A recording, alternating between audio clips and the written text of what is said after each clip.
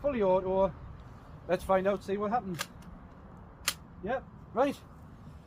Oh dear.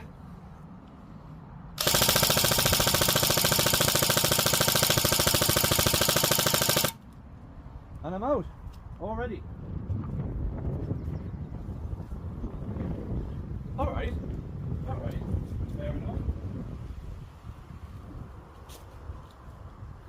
Fair enough. Right, I'll bring you over so you can have a look. Right.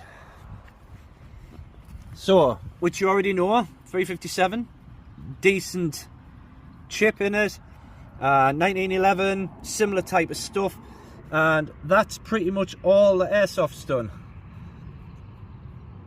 Just, wait, scratch the surface maybe, just a bit dust off the BBs, but